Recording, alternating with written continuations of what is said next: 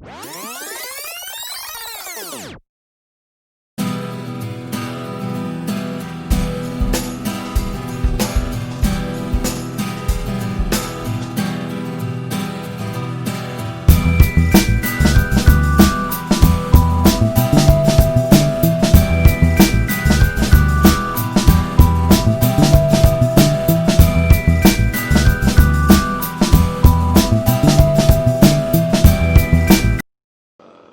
premier point à avoir en tête, c'est le constat que tout et n'importe quoi se dit sur ce thème-là, sur le thème de l'écologie. À propos de la crise environnementale, elle est présente dans tous les médias, présente en permanence dans le débat politique, mais que rarement on a des analyses qui nous permettent de saisir pourquoi nous sommes dans cette situation. Qu'est-ce qui saisit, qu'est-ce qui produit cette situation de crise environnementale? On a des analyses abstraites, nous consommerions mal, trop, nous serions les responsables. Autrement dit, on a l'essentiel des explications dominantes, c'est de renvoyer à la responsabilité des citoyens la situation. Le spectre des analyses concernant la crise environnementale, il couvre tout le champ politique. Il va de l'extrême droite. On a aujourd'hui une partie de l'extrême droite qui se dit écologiste, jusqu'aux anticapitalistes. Ça va des climato-sceptiques, qui nient l'existence d'une crise environnementale et l'analyse comme étant un stratagème des dominants, jusqu'à l'inverse, c'est-à-dire des analyses alarmistes qui viennent nous dire que la fin du monde, c'est pour demain matin, et qu'il est urgent de passer au capitalisme vert, qu'il est urgent d'apporter des réformes, sinon c'est la catastrophe et on va tous mourir. Voilà le spectre de ce qui se débat dans nos médias. Ce débat est bien entendu relayé dans les grands médias depuis plusieurs décennies et fait partie de la socialisation des nouvelles générations. Ceux qui ont un certain âge, vos parents ou vos grands-parents, peuvent être parfois déconnectés par la place que prend l'écologie dans les préoccupations des nouvelles générations. Ce n'est pas que les nouvelles générations soient nées avec un gène écologique. Ça fait simplement qu'ils sont le résultat d'un contexte dans lequel ce thème-là a été au centre d'un certain nombre de messages des classes dominantes en direction de la société. L'écologie va donc déterminer en partie, je dis bien en partie, parce que les autres préoccupations sont là aussi, en particulier les préoccupations économiques. Il faut manger, il faut se loger, et ça fait partie de la socialisation des nouvelles générations qui vivent une situation de précarité plus forte que les générations antérieures. Mais l'écologie fait partie des critères de leur choix, des critères de leur jugement, et donc il y a une sensibilité particulière à cela. Pour aborder de manière scientifique la question, sans nier l'existence d'une crise environnementale, tout en essayant de la resituer à sa véritable place sociale, eh bien, il faut en premier lieu revenir à des réflexes de base, et en particulier appliquer à ce thème ce qui s'applique à tous les autres thèmes. Il y a un certain nombre de règles, de méthodologies qui sont incontournables lorsqu'on veut aborder une question.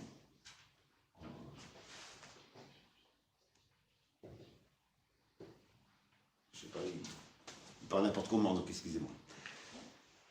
Je voudrais en rappeler quelques-unes, qui sont des règles incontournables.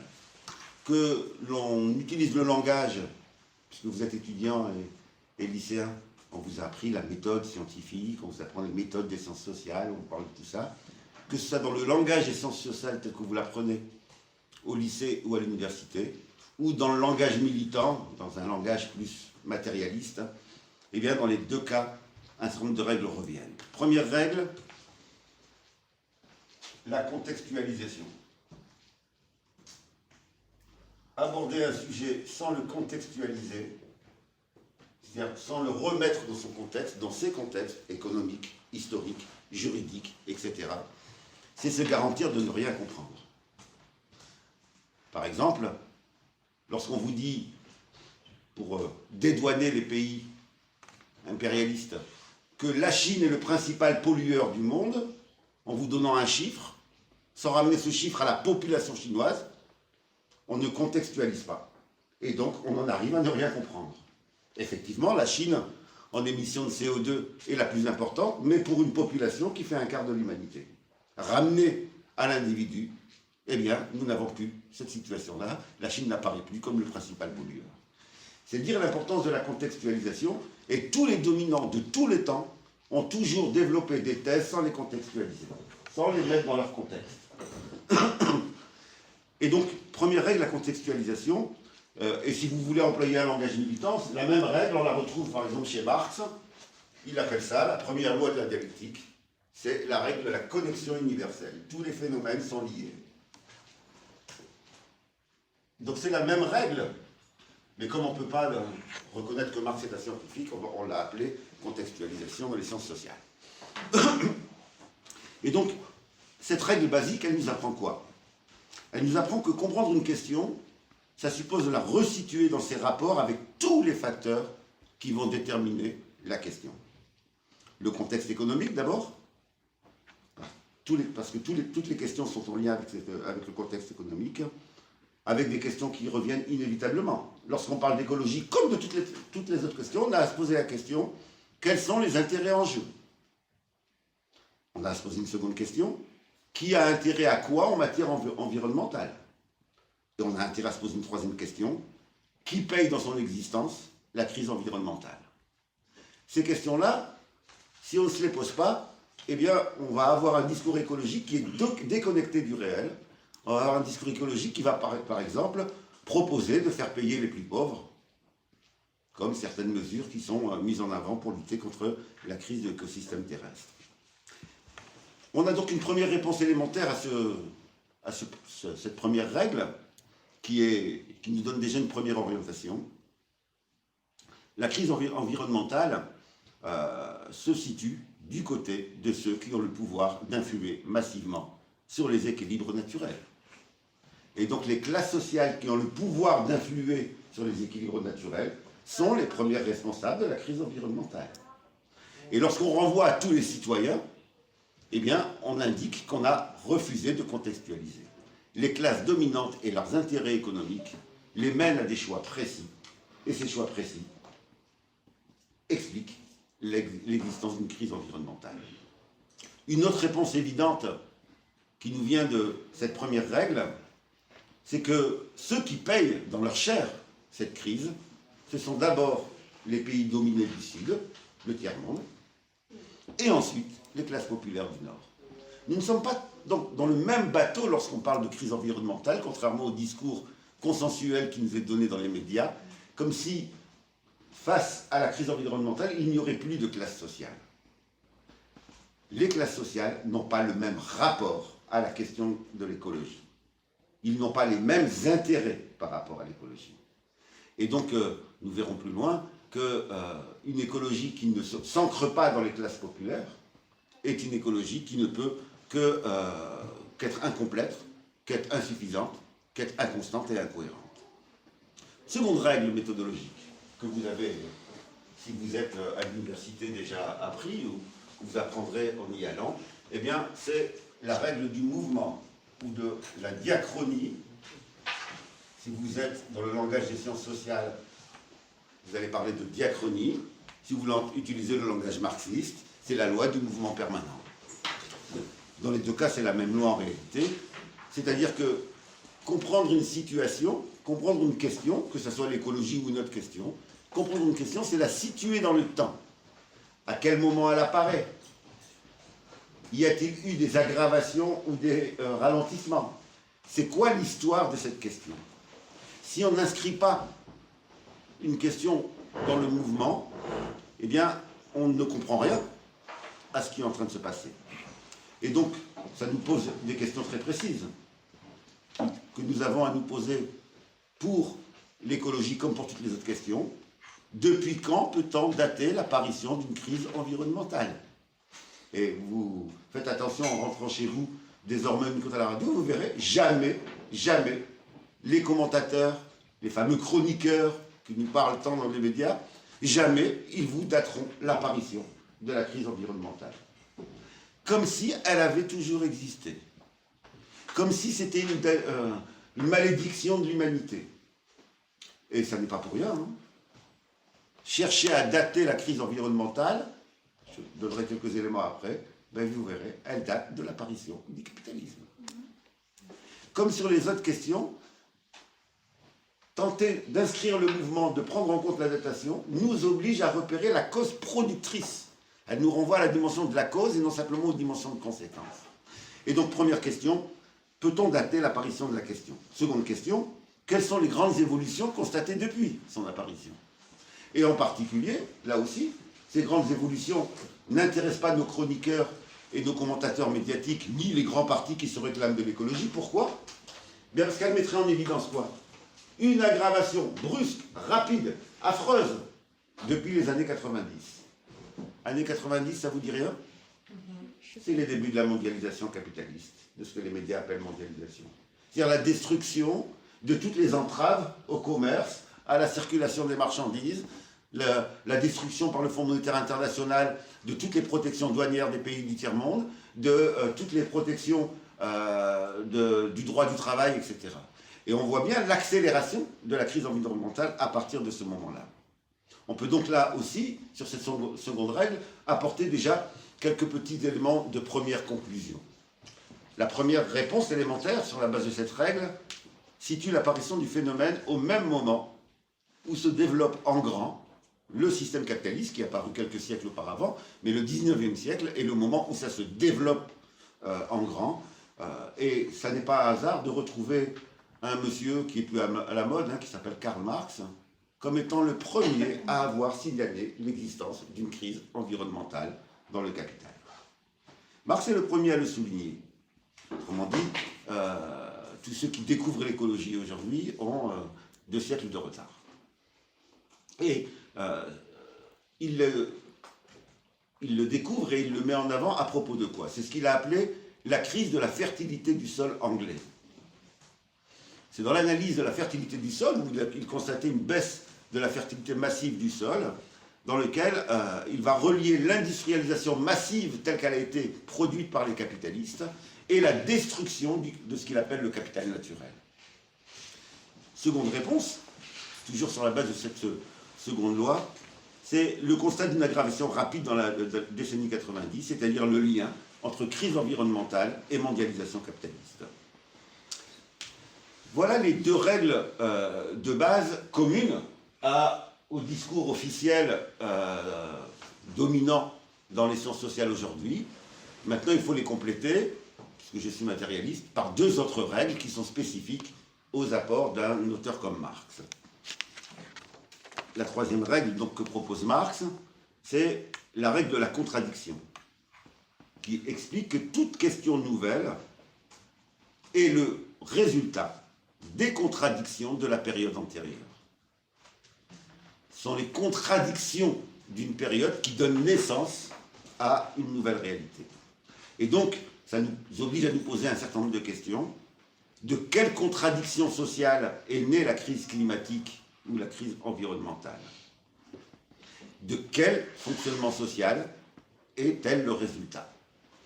Et là aussi, eh bien vous verrez, tout porte à aller vers la conclusion que c'est le capitalisme qui produit cela.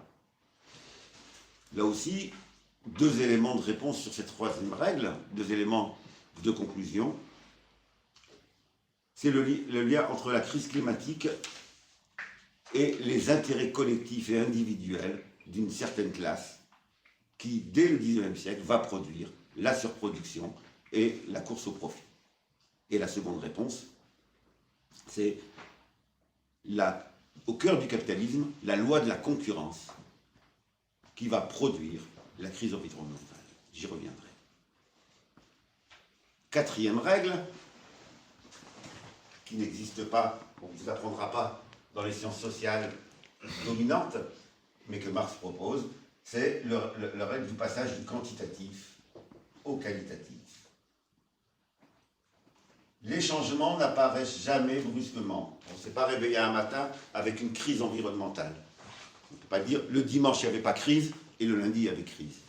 Ça a été un processus inscrit dans le temps qui a un certain niveau, donc un processus de dégradation des écosystèmes terrestres qui, à un certain moment, devient qualitatif, c'est-à-dire nous fait passer à une nouvelle réalité. Et donc, on peut donc du coup comprendre le décalage entre le moment où apparaît, où commence la crise environnementale, et le moment où on en parle. Elle commence bien avant que l'on en parle. On en parle lorsqu'elle s'impose, parce que le changement qualitatif est devenu indéniable, une réalité qu'on ne peut plus nier. Et donc, les premiers écologistes qui mettent ça en avant ont l'impression de découvrir quelque chose. En réalité, ils ne font que prendre acte d'un processus qui est beaucoup plus ancien. Résumons-nous sur ce premier moment de l'analyse. C'est rien que l'application basique. Et très franchement, moi, c'est une méthode que j'utilise à chaque nouveau sujet d'actualité qui me questionne. Je m'assois, je prends un bout de papier, je prends ces 4 règles et je me force à me dire, mais ça m'évoque quoi? Et je peux vous assurer que ça nous donne des grilles de lecture. C'est le grand apport de Marx que nous avons aidé par cette méthode à aller rapidement vers le cœur de ce qui est masqué par l'idéologie. Et ces 4 règles nous aident à voir cela. Après, il faut approfondir, il faut aller regarder les chiffres, etc. Mais pour ne pas perdre de temps dans la déconstruction des idéologies, ces 4 règles nous aident à aller au cœur des systèmes. Ça prend un quart d'heure, mais c'est un quart d'heure qui vous permet après d'aller approfondir et d'aller creuser. Quelle première conclusion peut-on tirer?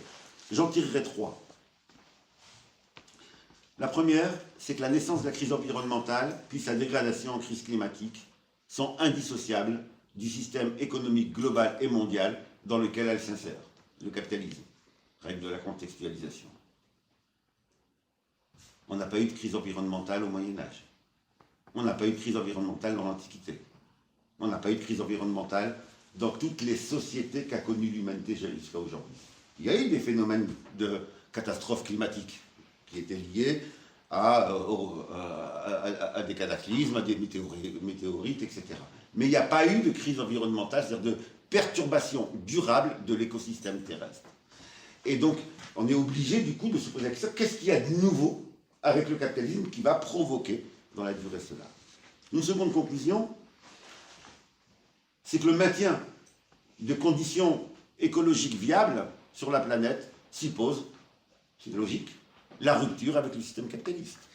Si le système qui a produit la crise environnementale est bien le capitalisme, eh bien le retour à des équilibres dans l'écosystème terrestre suppose la rupture avec le capitalisme. Troisième conclusion, toute proposition de concilier écologie et capitalisme, tout rêve, tout mythe d'un capitalisme qui serait écologique est voué à l'échec.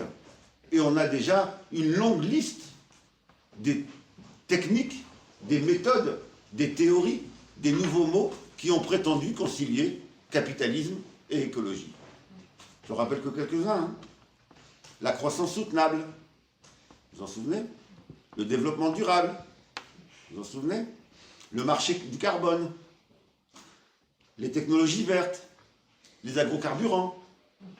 Tout cela, en réalité, quand on regarde de près, c'est la tentative d'articuler capitalisme et écologie, d'affirmer la possibilité historique d'un système capitaliste qui prendrait en compte la donne écologique. Alors, sur la base de ces premières conclusions, qui sont pour l'instant qu'une introduction, on ne peut qu'approfondir. Et approfondir, c'est aussi prendre en compte ce que j'appellerais les ruses idéologiques de la classe dominante. Là aussi, il faut appliquer à l'écologie ce que l'on sait des travaux d'un certain nombre de scientifiques et d'un certain nombre de militants sur l'idéologie dominante. Il y a 4 ruses dans l'idéologie dominante. Mais pour bien saisir cela, il faut avoir en tête ce que signifie le terme idéologie. Et pourquoi c'est une dimension importante. Pour l'écologie, comme pour toutes les autres questions, la bataille se mène au niveau des luttes sociales, mais aussi au niveau des explications. Et c'est à ce niveau-là que l'idéologie va intervenir. Un auteur comme Gramsci, le grand apport de Gramsci, c'est de nous avoir expliqué que les luttes sociales se gagnaient à la fois sur le terrain social et sur le terrain de l'idéologie. Autrement dit, les grèves sont incontournables, mais la compréhension de la société, elle est également incontournable. C'est ce qu'il appelle l'hégémonie culturelle des classes dominantes. Et Gramsci en conclut, nous avons à conquérir l'hégémonie culturelle pour les classes prolétaires. Autrement dit, la dimension idéologique n'est pas une question secondaire. Elle se situe dans la défaite ou dans la victoire, au même niveau et de manière complémentaire avec les luttes sociales. Si j'ai une idéologie claire, prolétarienne, ça va me pousser à entrer en lutte, et la lutte aide à démasquer l'idéologie dominante. Il y a un lien entre les deux, on ne peut en réalité pas les dissocier. Mais c'est parce qu'il y a cette importance de l'idéologie que les classes dominantes investissent beaucoup dans l'idéologie. Et elles investissent en particulier au travers de 4 ruses. La première ruse de ceux qui nous dominent, c'est la négation des systèmes.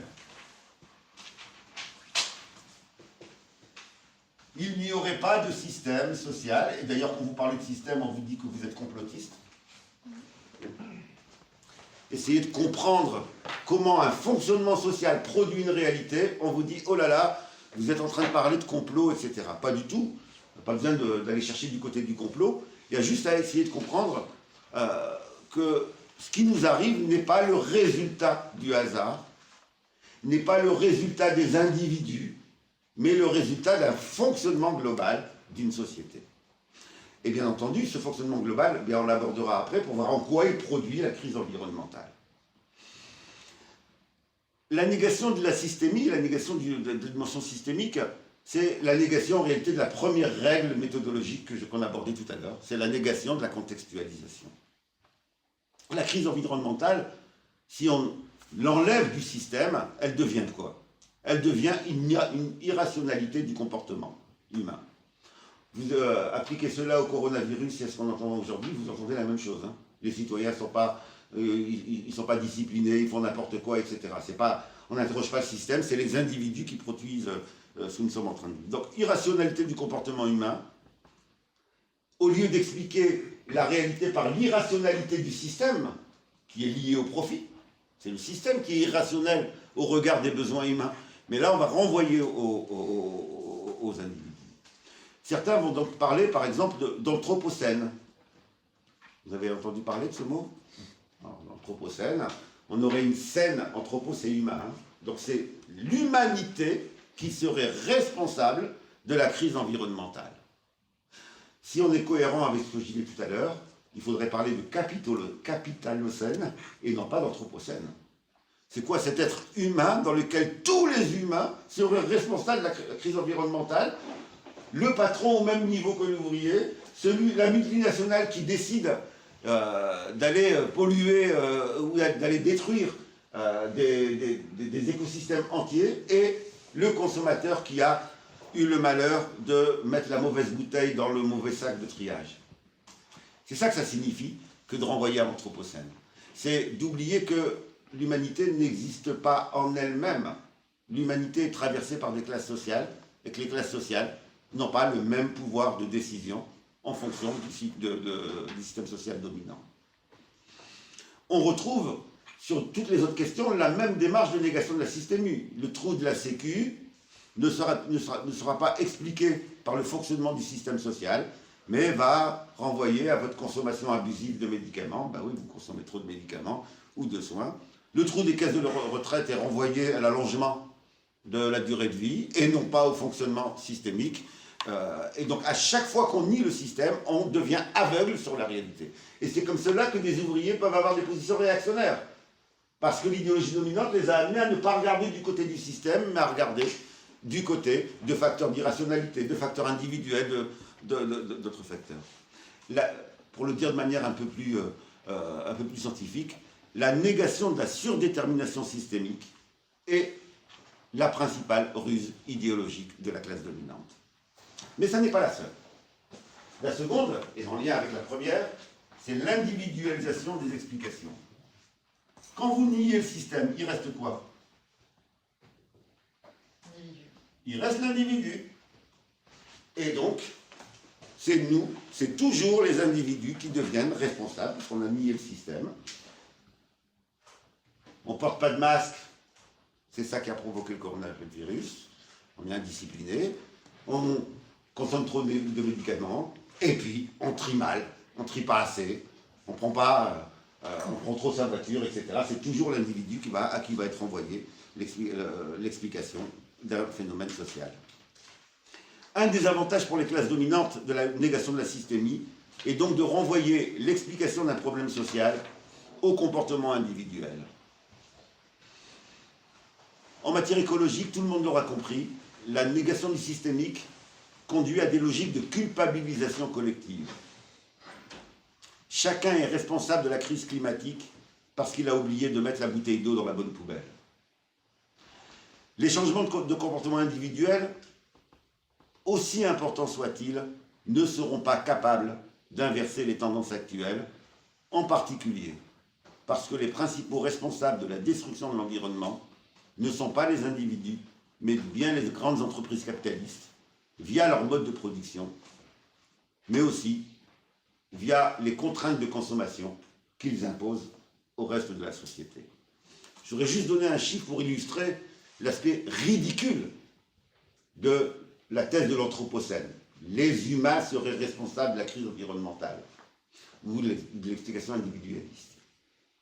90 entreprises sont responsables à elles seules de plus de 63% des émissions mondiales de gaz à effet de serre depuis 1850.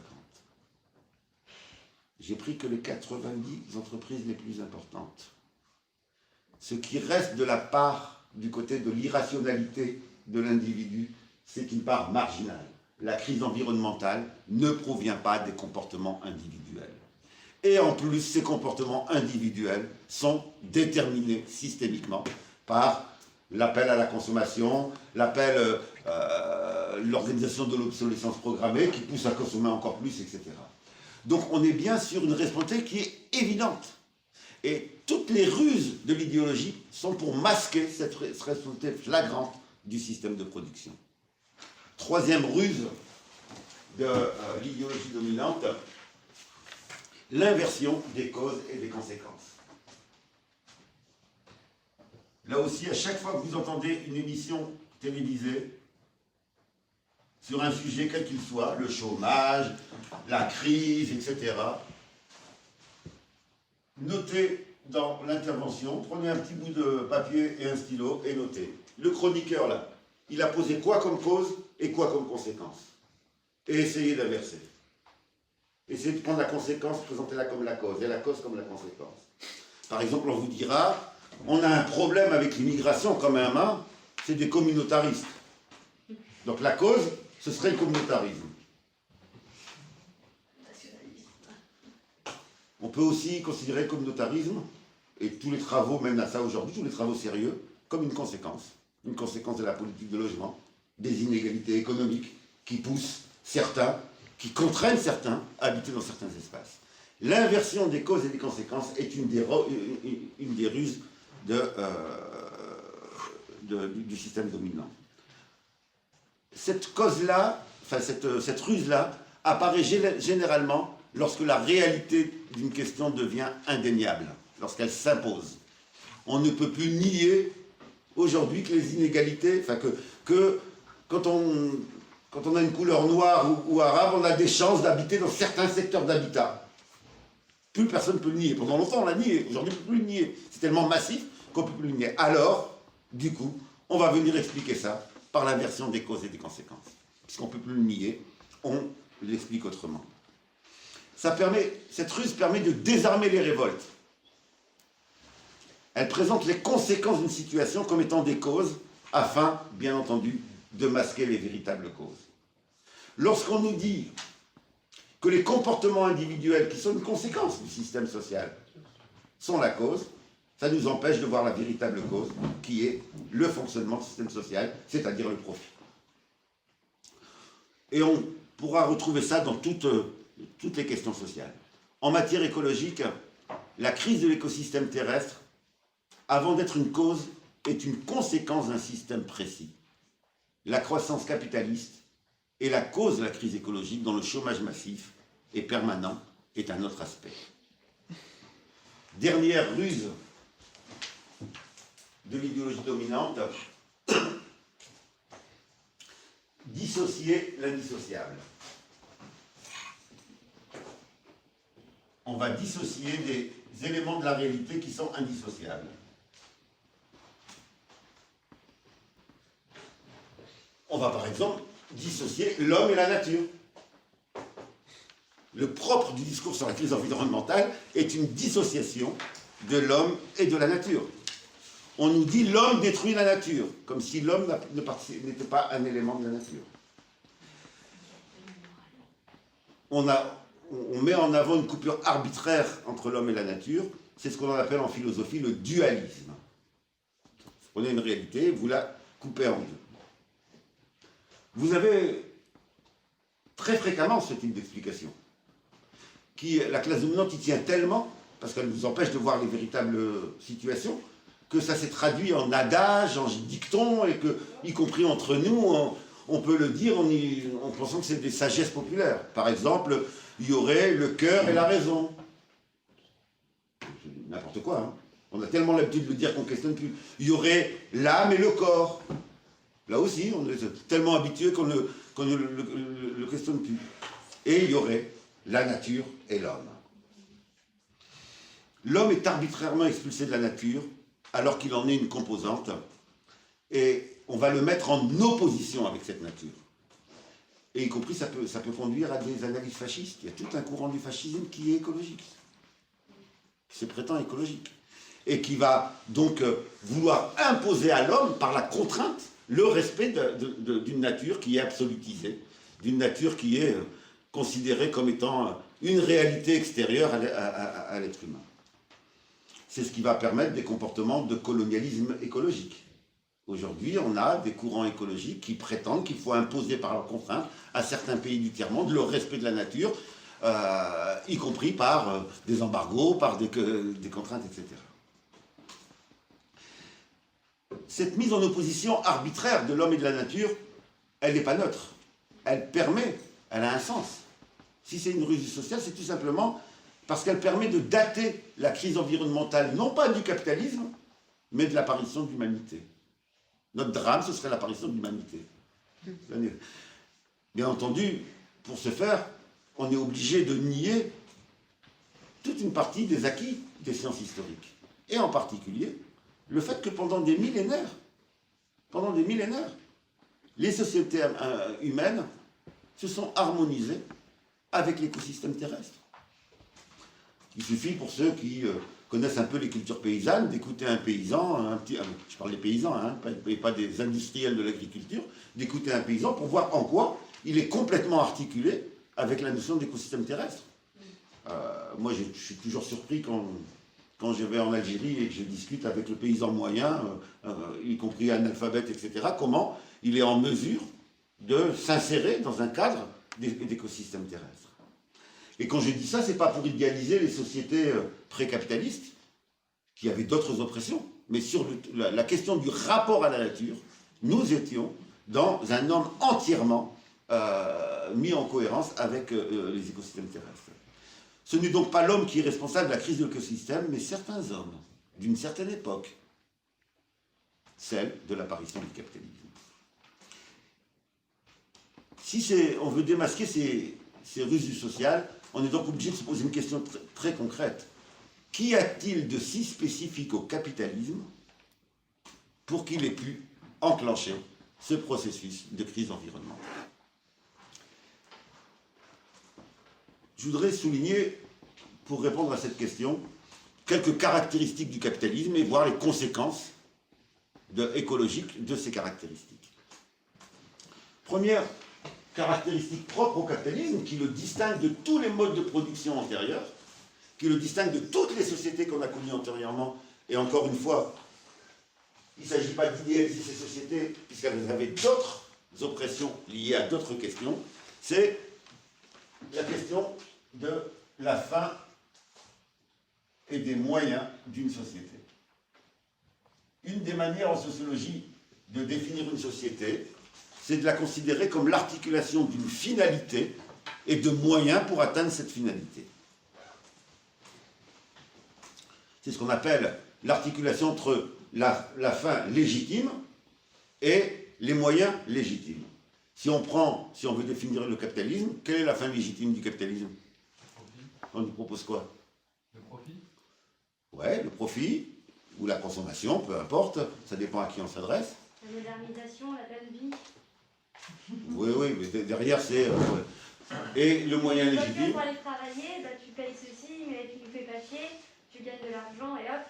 En fait, l'ordinateur nous sert à faire quelque chose que nous, avant, on ne pouvait pas faire. Le problème, c'est qu'il y a eu un côté modernisateur. Ne parlons de Marx, il a dit lui-même, et c'est ce que tu ressoulignes, que tu vas en Algérie, c'est pareil.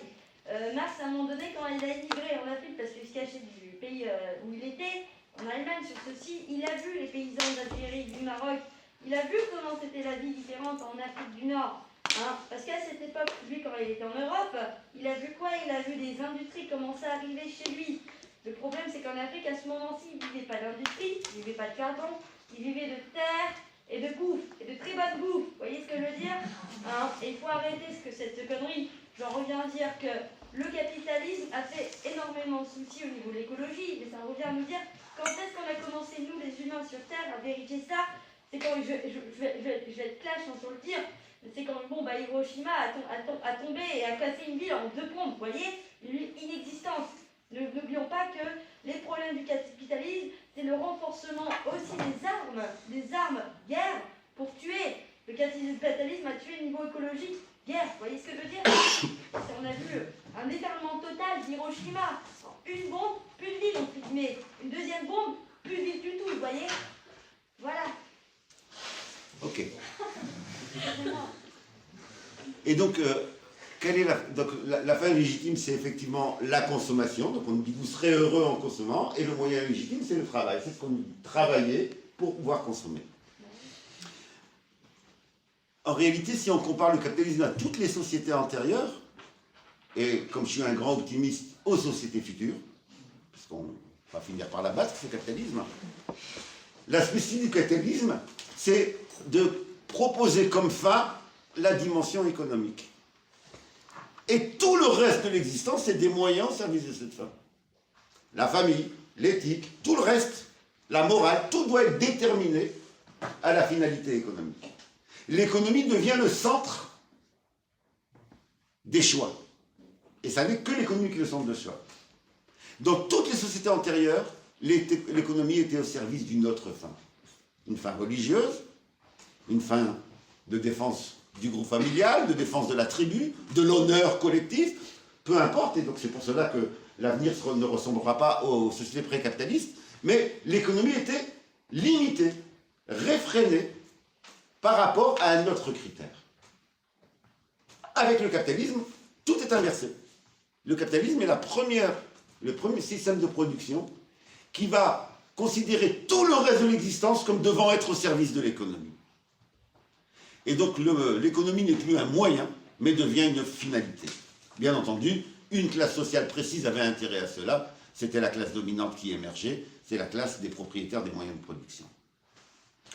Avec le capitalisme, l'économie devient la sphère déterminante de l'activité sociale, c'est elle qui va déterminer les choix et les orientations, comme la seule règle possible. La seule règle, c'est l'absence de règles dans la limitation de l'économie. Ce qui veut dire que la rupture avec le capitalisme signifiera la mise en avant d'autres critères de choix que simplement la rentabilité. Ça existait dans les expériences socialistes qui ont pu exister dans le passé.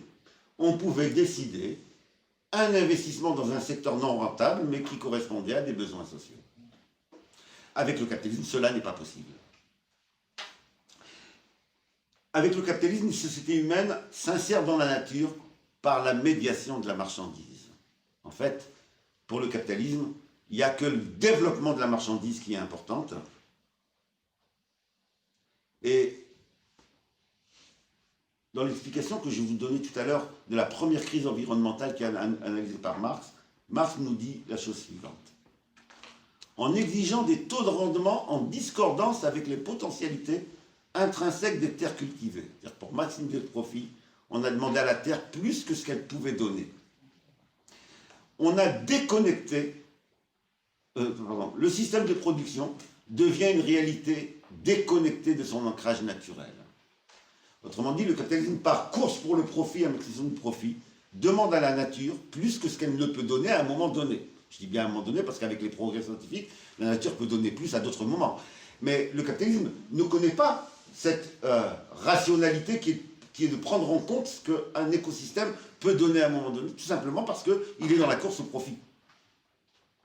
Et Marx rajoute, ce n'est pas l'unité des hommes vivants et actifs avec les conditions naturelles, inorganiques de leur échange de substance avec la nature, ni par conséquent leur appropriation de la nature, qui demande à être expliquée, ou qui est le résultat d'un procès historique, et c'est tout ça qui est important, mais la séparation entre ces conditions inorganiques de l'existence humaine, donc les facteurs de l'écosystème terrestre, et cette existence active, séparation qui n'a été posée comme séparation totale pour la première fois dans l'histoire de l'humanité qu'avec le capital. C'est donc bien le capital qui enclenche, par la mise en avant du profit et de la recherche du profit comme seul critère, qui enclenche la crise environnementale. C'est-à-dire qui pousse pour maximiser le profit à demander plus que ce qu'un écosystème peut donner à un moment donné.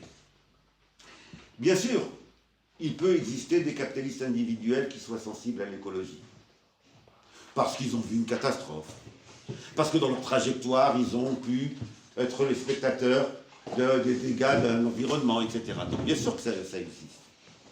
Mais ces capitalistes, s'ils veulent survivre, doivent faire comme leurs confrères.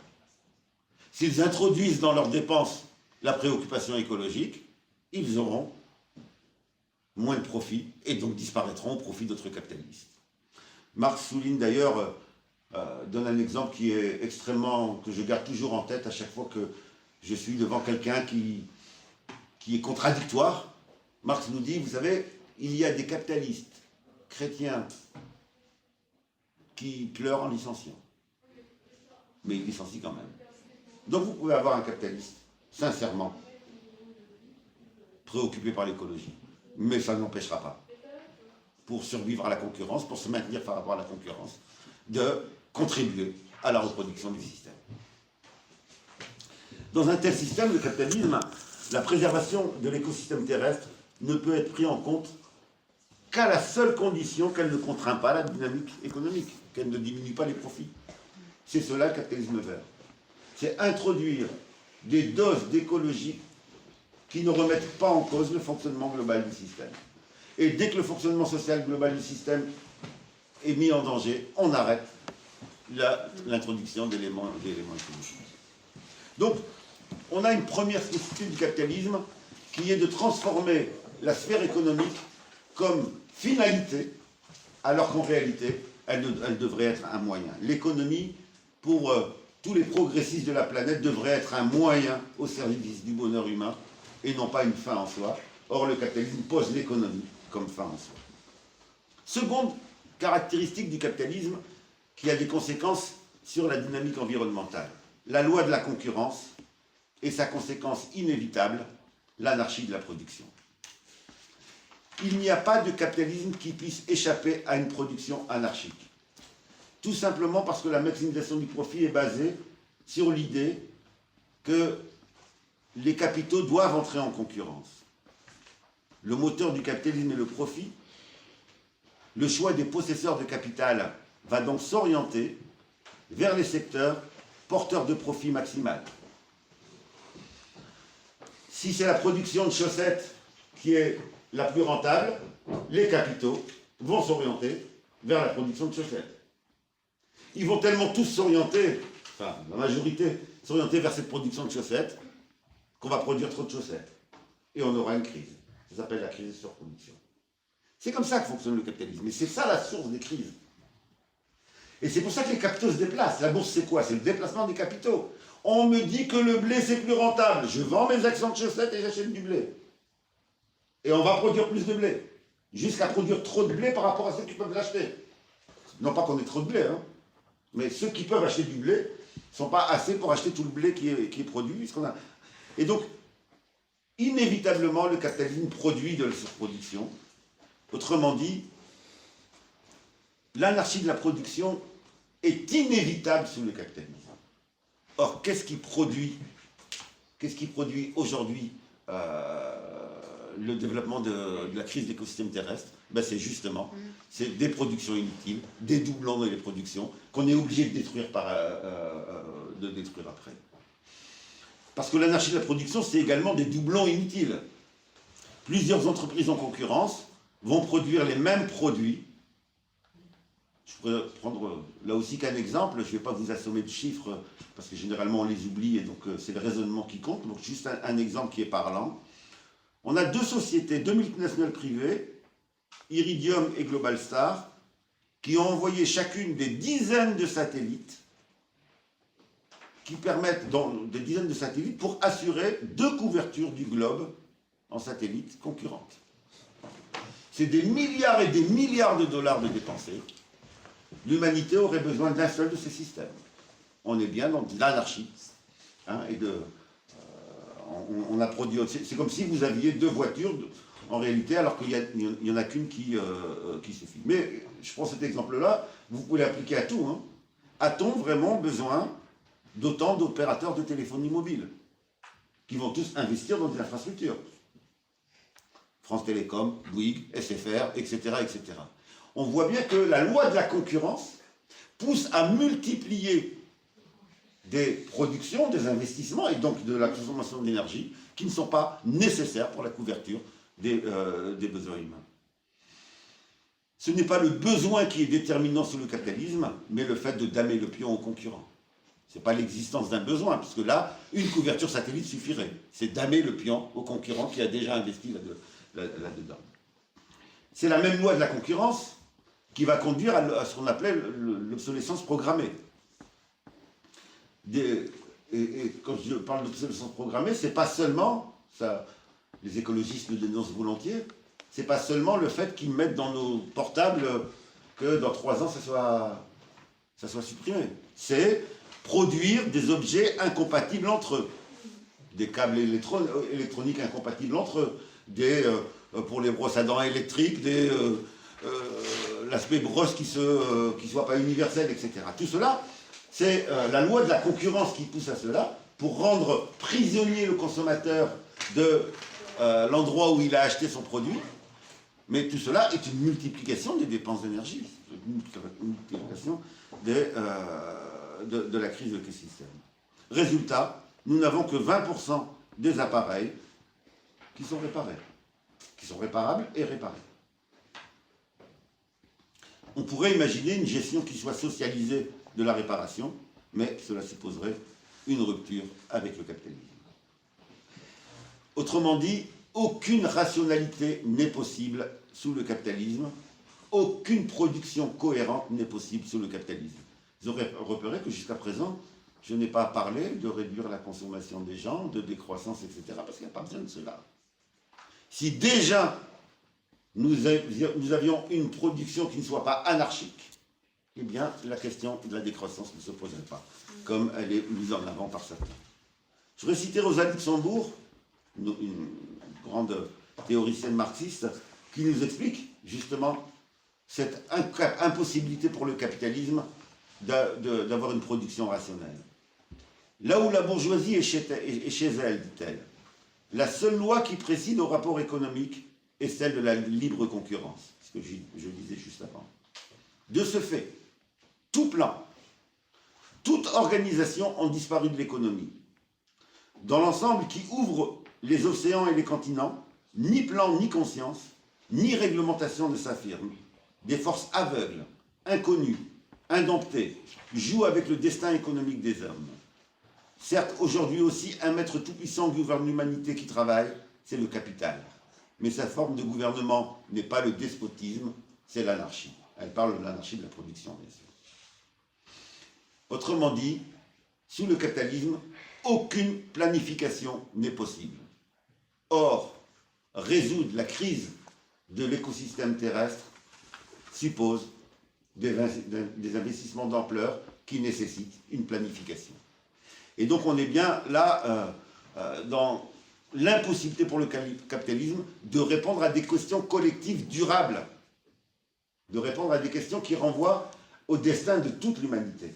Le capitalisme, parce qu'il est basé sur le profit individuel, ne peut pas prendre en compte les problèmes de dimension collective. Troisième caractéristique du capitalisme, ce que l'on appelle en économie marxiste la chaîne mondiale des valeurs, qu'on pourrait traduire par l'internationalisation de la production pour maximiser le profit, les fameuses délocalisations.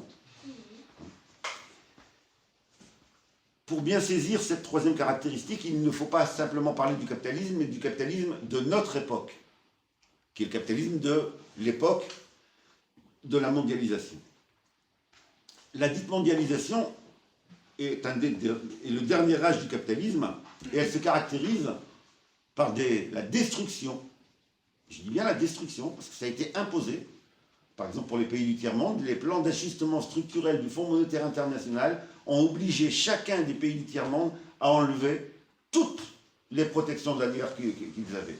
Ça a plongé ces pays dans la misère, mais ça a permis au capital de circuler comme il voulait. Il n'y avait plus de loi qui contraignait ces déplacements. Tous les pays du Sud qui ont signé des plans d'ajustement structurel avec le FMI sont aujourd'hui à la merci de cette mobilité absolue du capital. Elle va permettre quoi, cette ouverture de tous les marchés des pays du tiers-monde? Eh bien, ça va permettre cette mobilité absolue du capital qui va aller où? Ben, qui va aller vers les pays où le coût de la main-d'œuvre est la moins chère. Et pourquoi parle-t-on de chaîne mondiale des valeurs? Tout simplement parce qu'on se retrouve aujourd'hui dans des situations dans lesquelles un même produit va être composé d'éléments qui viennent de 4, 5, 6, 10 pays, avec tous les développements des transports que cela suppose. C'est ce qu'on appelle donc les chaînes mondiales de valeur, qui vont rendre possible la vente de pommes de terre à Lille, qui viennent du Pérou, alors qu'on peut produire des pommes de terre ici. Et c'est les mêmes qui vont nous parler de rendre compatible le capitalisme et l'écologie.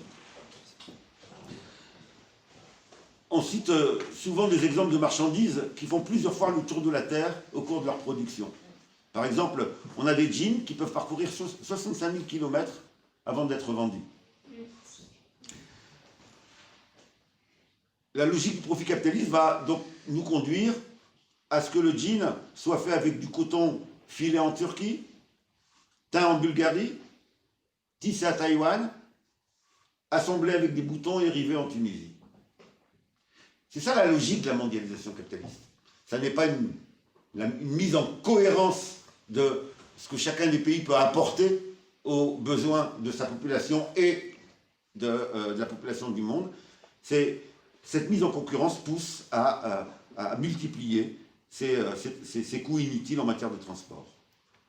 Un économiste de la Deutsche Bank, que souvent les banquiers disent des vérités sur le capitalisme, il faut absolument, si vous avez l'occasion, pas tout le temps, mais si vous avez l'occasion, allez, lisez les Échos, voilà, souvent des interviews de banquiers, souvent ils sont très francs en fait.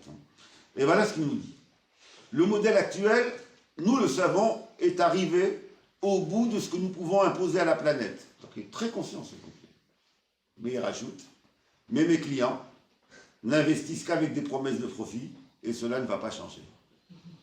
Autrement dit, on lui posait la question, mais pourquoi vous aidez à aller investir à l'autre bout de la planète, etc. Et il répond, mais moi je suis d'accord avec vous, mais mes clients, leur première préoccupation, c'est ça rapporte combien? Et donc, on voit bien que cette chaîne mondiale des valeurs, qui est catastrophique au niveau des écosystèmes terrestres, eh bien, est indissociable du capitalisme et ne pourra disparaître qu'avec la fin du capitalisme. Dans un tel système, aucune nécessité non rentable à court terme ne peut être prise en compte. Tout ce qui n'est pas rentable à court terme est mis de côté. La préservation de l'écosystème terrestre suppose, à l'inverse, un système qui prend en compte les nécessités non rentables économiquement, d'une part, et non rentables sur le plan des besoins humains, par ailleurs. Quatrième caractéristique du capitalisme, Le capitalisme est un système qui ne fonctionne qu'en s'étendant. Le capitalisme ne peut pas s'auto-limiter pour des raisons politiques, pour des raisons compte tenu des effets, etc. Le capitalisme ne peut pas s'auto-limiter. Aimé Césaire est le premier à avoir défini par cette belle phrase le capitalisme. Le capitalisme est un système qui ne fonctionne qu'en s'étendant. Et cela, il le relie à la loi de la concurrence, qui contraint à élargir sans cesse la sphère de la marchandise. C'est-à-dire à transformer des biens gratuits en marchandises. Or, transformer des biens gratuits en marchandises, c'est les transformer en utilisant de l'énergie, en utilisant du transport, en utilisant une série de dimensions qui participent à la crise de l'écosystème terrestre. La forme que ça prend aujourd'hui, c'est des formes qui deviennent des éléments de décadence. C'est un terme que j'ai mis beaucoup de temps à utiliser parce que l'extrême droite utilise aussi ce terme dans sa thématique, mais ce n'est pas dans le même sens du tout. Nous sommes aujourd'hui dans une société de décadence, au sens où on vient toucher à des aspects de la vie humaine qui étaient des aspects qui jusqu'à présent étaient préservés par le fait qu'on ne les considérait pas comme des marchandises. On va donc avoir aujourd'hui toute une offensive sur le brevetage du vivant et des semences. Donc on a des multinationales qui achètent aux paysans ruinés des droits sur les semences pour en faire des propriétés privées. Et tous ceux qui voudront ces semences-là, qui étaient des semences gratuites jusqu'à présent, eh bien, devront désormais payer. Elles sont la propriété de groupes multinationaux. La même logique s'applique à l'être humain. Là, je parle. Les mères porteuses, c'est quoi? Tout le débat sur les mères porteuses, c'est transformer le corps humain en marchandise. Et on va avoir donc des femmes qui vont être considérées comme des marchandises productrices d'enfants pour d'autres. Et donc on a bien là cette logique de la marchandisation d'un capitalisme qui ne peut fonctionner qu'en s'étendant. C'est en ce sens-là que le capitalisme est devenu un système sénile. Autrement dit, il ne pourra pas rajeunir. Le capitalisme ne peut pas retrouver un nouveau dynamisme. Où il nous pousse vers la décadence, c'est-à-dire qu'on risque de voir revenir des choses qu'on pensait inimaginables, le travail des enfants, etc., etc., qu'on va nous enrober de nouvelles idéologies pour les justifier, ou on le détruit. Ça sera l'un ou l'autre. Une telle logique ne connaît aucune limite. Ni des limites éthiques, on le voit bien avec le débat sur les mères porteuses, mais on l'avait eu avant sur la prostitution, ni des limites environnementales. L'absence de limite n'est pas une question de morale ici, c'est une question systémique. Ça n'est pas parce que les capitalistes sont immoraux, c'est parce qu'ils recherchent le profit. C'est le fonctionnement du système qui produit l'absence de limite. Rappelez-vous, si vous l'oubliez, gardez cette image en tête toujours de ce capitaliste dont nous parle Marx qui licencie en pleurant. Parce que ça lui fait mal de licencier, mais il licencie quand même. Et donc ce n'est pas une question de morale. C'est pas qu'ils n'ont pas compris qu'il y avait une crise environnementale. Ils le savent. Mais leur intérêt immédiat et la concurrence les poussent à continuer dans le même chemin. La préservation de l'écosystème terrestre suppose non pas d'élargir la sphère de la marchandise, mais de faire exactement l'inverse. De réduire la sphère de la marchandise. C'est-à-dire de rendre gratuits des biens qui, jusqu'à présent, étaient des marchandises. Et ceux qui n'arrivent pas à s'imaginer ce que ça veut dire, rendre les transports en commun gratuits, c'est faire passer un bien, un service, du domaine de la marchandise au domaine de la gratuité. En attendant que nous ayons la force de supprimer la marchandise, c'est-à-dire d'avoir une société du gratuit, eh bien progressivement, les rapports de force peuvent imposer le passage d'éléments de la marchandise à la sphère de la gratuité. Sachant que le bout du chemin, c'est bien entendu une société où il n'y a plus de marchandises. Je ne sais plus combien, 5e ou 6e ou 7e, je ne sais plus. Je me suis encore perdu dans mes... 5e. La dictature du court terme, c'est une spécificité du capitalisme.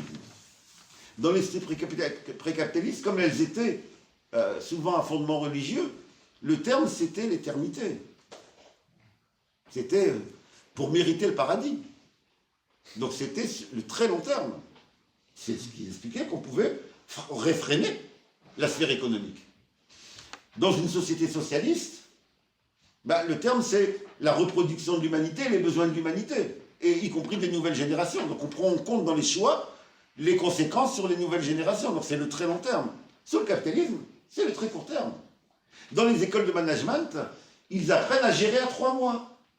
Ils ont des tableaux de suivi de l'activité à 3 mois. Autrement dit, on va juger le choix à 3 mois, au profit à 3 mois.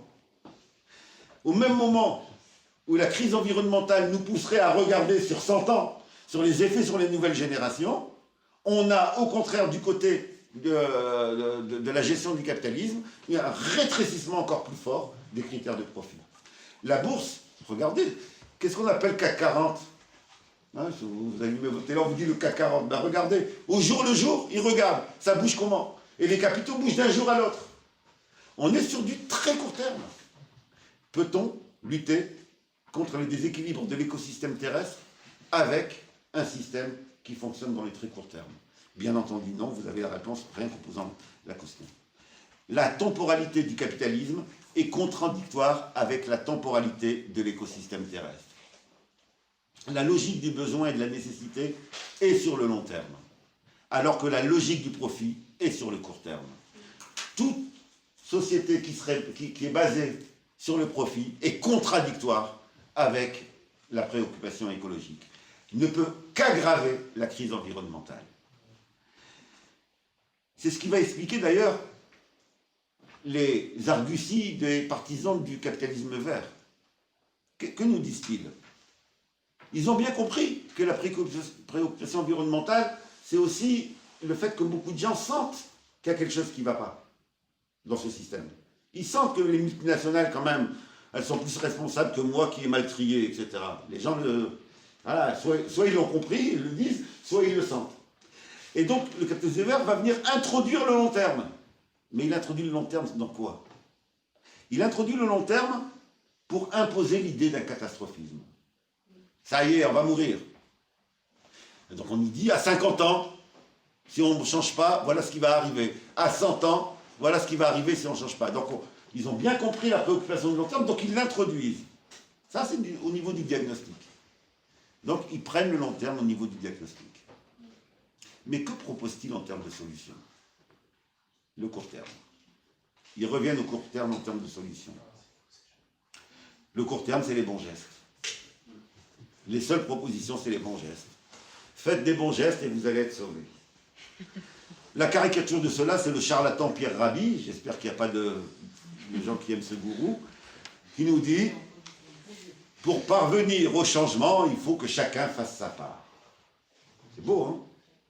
On voit bien là qu'il y a la négation complète de la dimension systémique, on renvoie véritablement aux individus, il n'y a plus de système social, il n'y a plus de grandes multinationales qui prennent des décisions qui polluent des dizaines de milliers d'hectares, etc. Il y a chacun doit faire sa part. On est sur la responsabilisation individuelle de la situation. C'est la même logique qu'on entend dans les discours sur la décroissance ou sur la sobriété heureuse.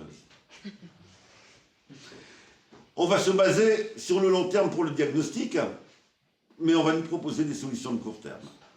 C'est quoi les solutions de court terme? Donc on nous dit, si vous continuez à manger de la viande, voilà ce qui va arriver. Bon. Moi je ne suis pas un partisan de manger de la viande tout le temps. Donc, ça c'est... Mais, quoique j'aime bien la viande. Mais la question qui nous est posée, c'est pas ça. La question qui nous est posée, c'est qu'est-ce qui produit aujourd'hui, si on parle d'écologie, qu'est-ce qui produit aujourd'hui cet épuisement de la nature, cette destruction de la nature. Et là, ce n'est pas le steak que j'ai mangé à la maison qui va expliquer cela, c'est les industries de l'agroalimentaire et toutes les autres industries. Et donc, en réalité, quand on regarde de près, c'est quoi le discours de la sobriété heureuse? Ça apparaît quand? Ça apparaît au moment où une partie importante de notre société n'arrive même plus à se nourrir. Autrement dit, c'est le discours de l'austérité relookée. Voilà ce que c'est que la décroissance. C'est un discours de l'austérité relookée. C'est renvoyer aux pauvres, vous n'êtes pas si malheureux que ça, il n'y a pas besoin de consommer autant. Et donc on voit bien en quoi les discours sur l'écologie s'articulent au discours sur la pauvreté, sur l'économie, etc. Et c'est pour cela qu'il faut avoir une approche globale en termes de système. Le capitalisme est incapable de prendre en compte le long terme et à plus forte raison les conséquences sur les futures générations de nos choix d'aujourd'hui. La préservation de l'écosystème terrestre suppose au contraire un système social capable de projeter dans la durée, d'appuyer ses choix sur les conséquences dans la durée. Dernier effet, je ne les compte plus parce que je me suis perdu. La monopolisation et les effets écologiques sur les pays dominés. Ce qui nous est dit aujourd'hui dans le discours écologique général, c'est que nous serions tous dans le même bateau.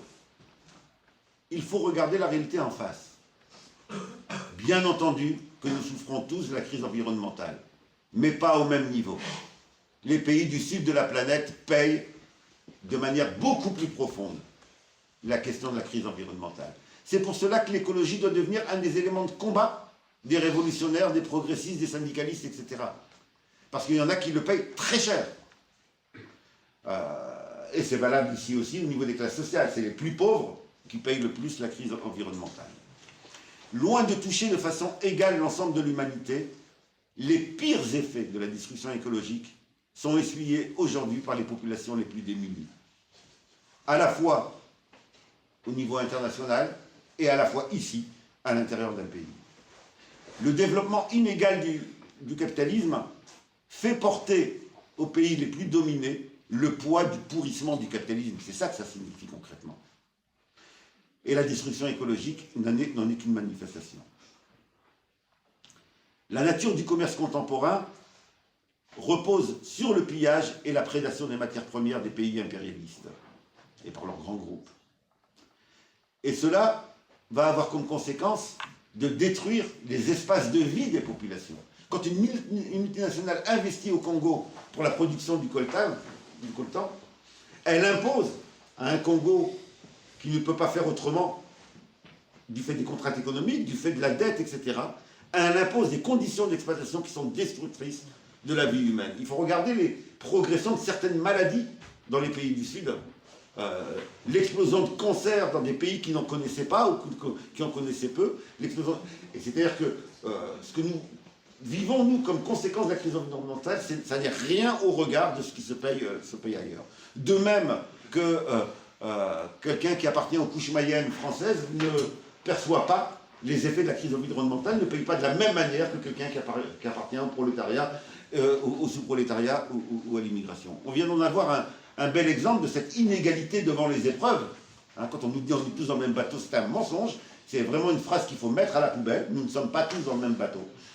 Il faut nous habituer à répondre à cela. On vient d'avoir un très bel exemple avec les morts du coronavirus. Je ne sais pas si vous avez regardé les études de l'INED et l'autre étude de l'INSERM qui sont très parlantes. Bon, ce sont les prolétaires qui sont le plus morts. Je parle de la situation française. Et dans les prolétaires, ce sont ceux qui sont dans certains secteurs, c'est-à-dire les Noirs et les Arabes, ceux qui sont les secteurs les plus exploités, qui sont morts en premier. Donc on a les chiffres parlent d'eux-mêmes, et c'est valable pour la dimension écologique également. Il suffit de regarder les effets de l'ouragan Katrina pour s'apercevoir qu'on ne paye pas tous de la même manière un événement de catastrophe écologique. La logique du capitalisme mondialisé, dans son étape néolibérale actuelle, conduit à une destruction de l'environnement dont les premières victimes sont les peuples du tiers-monde et ensuite les pauvres des métropoles impérialistes. La préservation de l'écosystème terrestre suppose donc une dimension anti-impérialiste. On ne peut pas prétendre agir pour préserver l'écosystème terrestre si on n'a pas une dimension anti-impérialiste. Or, cette dimension est absente de la plupart, de 90% des discours écologiques aujourd'hui. Alors, si on prend en compte toutes ces différentes spécificités du capitalisme, eh bien, on peut, et ce sera ma conclusion, on peut tirer quelques éléments de conclusion. Préserver l'écosystème terrestre, ça supposerait, si on est cohérent, d'avoir une société qui se donne une finalité qui ne soit pas l'économie, mais les besoins humains. Premièrement. Ça supposerait une société qui ne soit pas anarchique, mais planifiée. Secondo. Ça supposerait une société qui ne soit pas de court terme, mais de long terme. Troisièmement. Qui ne soit pas impérialiste, mais basée sur la coopération. Quatrièmement. Toutes ces caractéristiques suffisent à prouver que la préservation de l'écosystème terrestre nécessite la destruction du capitalisme. Comme le soulignait Marx, le capitalisme ne se développe qu'en ruinant, je cite, dans le même temps, les sources vives de toute richesse, la terre et les travailleurs. Ça, ce n'est pas les écologistes contemporains qui l'ont dit, c'est Marx dans son analyse du capitalisme. Le capitalisme est, avec la crise de l'écosystème terrestre, entré en sénilité et en décadence. Parce que les technologies actuelles permettraient, dans un autre système social, de répondre aux besoins écologiques comme aux besoins alimentaires. Les forces productives sont développées aujourd'hui à un niveau qui permettrait de préserver l'écosystème terrestre, qui permettrait de nourrir toute l'humanité. Ce qui empêche cette réponse, ça n'est pas qu'on serait trop nombreux sur Terre, ça n'est pas que nos technologies sont pas assez développées, ce qui empêche cette réponse, c'est la loi du profit qui détermine les choix. L'expression capitalisme vert est donc un oxymore, c'est-à-dire une contradiction dans les termes. C'est un oxymore aussi important que le capitalisme à visage humain. Voilà, ça ne veut rien dire. Et malgré tout le respect que, parce que je suis sûr qu'ici j'en vois au moins une qui aime le jardinage, tout en respectant ceux qui aiment le jardinage, une écologie qui ne serait pas anticapitaliste et anti-impérialiste n'est rien d'autre que du jardinage. Merci.